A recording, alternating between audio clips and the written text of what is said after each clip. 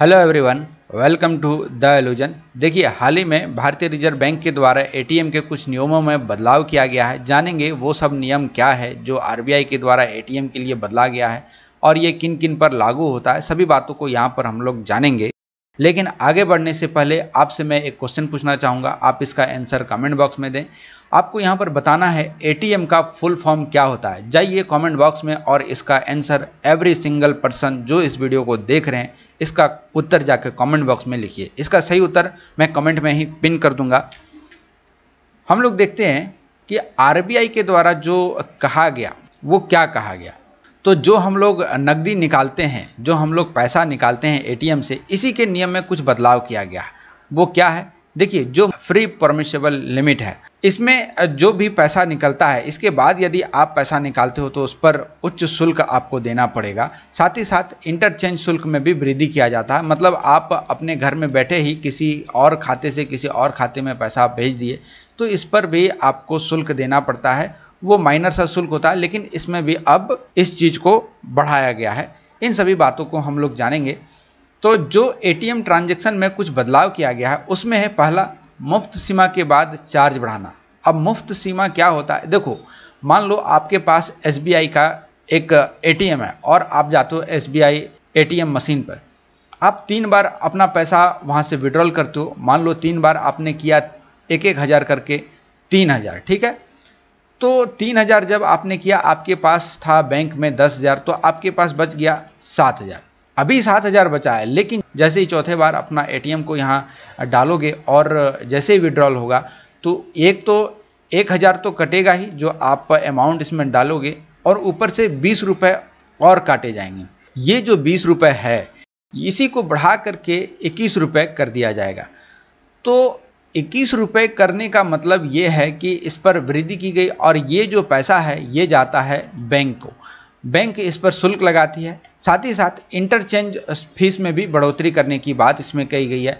लेकिन ये जो नई व्यवस्था है, ये जो नया नियम है, ये लागू होगा 1 जनवरी 2022 से, यानी अगले साल से। तो आप इस साल तो एकदम निश्चिंत हो जाओ। आधा महीना भी नहीं पार हुआ है, अभी 7 महीना इस साल में बचा हुआ है, तो आप आराम से अभी ट्रांजेक्शन कर सकते हो। यहाँ पर देखिए लिखा हुआ भी है कि आरबीआई ने कहा है कि मुफ्त सीमा के बाद जो एटीएम से ट्रांजैक्शन होता है उस पर 20 रुपये का शुल्क लगाया जाता है, जिसको बढ़ा करके अब 21 रुपये कर दिया जाएगा। साथ ही साथ देखो इंटरचेंज पर क्या बात कही गई है, इसमें भी शुल्क में वृद्धि की गई है। जो वित्त लेन देन होता है, यहाँ पर देखो वित्त लेन देन तो है, लेकिन प्रति वित्त लेन देन मतलब जितनी बार आप निकालोगे उसमें 15 रुपये से अधिक आपको अब पैसा इसमें देना पड़ेगा। मतलब इस पर 15 रुपये पर 2 रुपये की वृद्धि कर दी गई है और ये अब आपको 17 रुपये यहाँ पर पैसा पे करना पड़ेगा।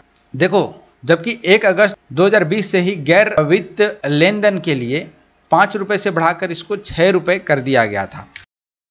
अब देखो कुछ नए नियम हैं जो आपको एटीएम में देखने को मिलेगा। वो नियम क्या है? नए नियम के तहत बैंक का जो ग्राहक है वो हर महीने अब 5 बार मुफ्त लेन देन कर सकता है। पहले जितने भी थे शायद 3 या 4 था, तो इसमें अब बढ़ा करके इसको 5 कर दिया गया। मतलब आप 1 महीने में 5 बार फ्री लेन देन कर सकते हो। यदि 5 बार से ज़्यादा करते हो तो आपको ये 21 रुपये पे करना पड़ेगा। लेकिन ये नियम अभी से नहीं है, आपको जैसे बताया गया ये नियम 2022 से लागू होगा, तो इसको आप ध्यान रखेंगे। और इसमें फाइनेंशियल और नॉन फाइनेंशियल दोनों को इसमें शामिल किया गया है। इसके बाद एटीएम से जो पैसा निकालता है उस पर चार्ज लग जाएगा जो कि 21 रुपये है। ये आप ध्यान में रखेंगे। अब एक बात हम लोग समझते हैं कि मान लो एक एटीएम लगा हुआ है किसी भी बैंक का, एसबीआई का हो या सेंट्रल बैंक का हो या पंजाब नेशनल बैंक का हो, किसी का भी हो। लेकिन मान लो आपके एरिया में एसबीआई का एक एटीएम लगा हुआ है और दूसरा एटीएम है ही नहीं, लेकिन आपके एरिया में खाली एसबीआई का ही ग्राहक होगा, ये जरूरी नहीं है। आपके एरिया में कोई इलाहाबाद बैंक का भी ग्राहक होगा, कोई पंजाब नेशनल बैंक का भी ग्राहक होगा, बहुत सारे ऐसे बैंक है जिसका ग्राहक होगा। तो क्या होगा कि क्या सिर्फ आप ही इस एटीएम से पैसा निकाल सकते हो? ये लोग जो बाकी बचे हुए ये जाके इससे पैसा नहीं निकाल सकते हैं? तो ऐसा नहीं होता है। देखो, बैंक एटीएम मशीन को लगाती तो है, लेकिन यहाँ से कोई भी जाकर पैसा अपना विड्रॉल कर सकता है। इसमें एक अलग नियम कानून लगता है, उसमें भी बदलाव किया गया है। दूसरे बैंकों के लिए जो एटीएम नियम लागू किए गए हैं ये भी फाइनेंशियल और नॉन फाइनेंशियल दोनों के लिए ही है। आप इसमें मात्र 3 बार पैसे को फ्री में विड्रॉल कर सकते हो। यदि चौथे बार आप करते हो तो आपको शुल्क देना पड़ेगा। जो भी शुल्क लगाया गया है 21 रुपये, ये आपको यहाँ पर देना पड़ेगा। और ये जो बात है ये निर्भर करती है आपके शहर पर कि आप कहाँ रहते हो और कहाँ से आप अपना पैसा निकाल रहे हो। जैसे यदि आप बड़े शहर में रहते हो, मेट्रो सिटी में यदि आप रहते हो, तो यहाँ पर आपको सिर्फ और सिर्फ 3 बार ही मौका दिया जाएगा पैसा निकालने के। लेकिन आप यदि छोटे शहर में रहते हो, किसी भी एक छोटे से कस्बे में रहते हो, छोटा सा शहर है, कोई ज़िला है छोटा सा, तो वहाँ पर यदि रहते हो तो ये आपको मौका देगा 5 बार। ठीक है, आप इसको याद रखेंगे। ये काफ़ी ज़्यादा क्वेश्चन पूछा जाएगा। देखो ये इंपॉर्टेंट है, बाकी कुछ इंपॉर्टेंट हो या ना हो, ये आपके लिए जो भाग है ये बहुत ज़्यादा इंपॉर्टेंट है। आपसे ये चीज़ पूछा जा सकता है।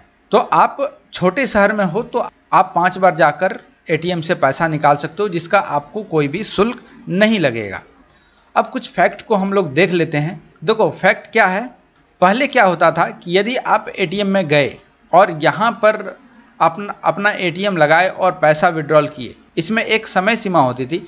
यदि आपका जो पैसा है वो बाहर निकल चुका है और आप इस पैसे को कलेक्ट नहीं किए हो तो ये मशीन वापस इस पैसे को अपने अंदर खींच लेती थी और ये फिर से अपने अकाउंट में, जो कि आपका अकाउंट है, उसमें डिपॉजिट कर देती। तो आपका पैसा यहाँ पर नहीं कटता था। लेकिन भारतीय रिजर्व बैंक ने इस सुविधा को 2012 में ही बंद कर दिया। तो यहाँ पर आपका क्या होगा कि यदि आप कैश वहाँ से कलेक्ट नहीं करते हो तो आपका पैसा जो है वो कट जाएगा या फिर बाहर वो मशीन ड्रॉप कर देगी। ये चीज़ देखने को मिलता है 2012 से। साथ ही साथ मैं बता दूं कि यदि आप इस पैसे को कलेक्ट नहीं करते हो तो इसका आरोप आप एटीएम ऑपरेटर या फिर बैंक पर नहीं लगा सकते हो। इसकी जिम्मेदारी बैंक की नहीं होगी कि आपने पैसा निकाला और आपने लिया ही नहीं, नीचे गिर गया, कोई और उठा के लेके चला गया, तो ये जिम्मेवारी अब बैंक की नहीं है, न ही वहाँ पर जो गार्ड सब रहते हैं उनकी ये जिम्मेवारी है। आरबीआई के बारे में हम लोग कुछ जान लेते हैं। आरबीआई का हेडक्वार्टर जो है ये मुंबई महाराष्ट्र में स्थित है और इसको इस्टेब्लिश किया गया था 1 अप्रैल 1932 में। और आरबीआई मिनिस्ट्री ऑफ फाइनेंस के अंतर्गत आता है, जिसके गवर्नर हैं शशिकांत दास। तो ये आपको याद होना चाहिए मोटा मोटी तौर पर। तो मैं आशा करता हूँ कि ये वीडियो आपको अच्छा लगा होगा। यदि वीडियो आपको हेल्पफुल लगता है तो वीडियो को लाइक करें, चैनल को सब्सक्राइब करें। Thank you for listening. God bless you all.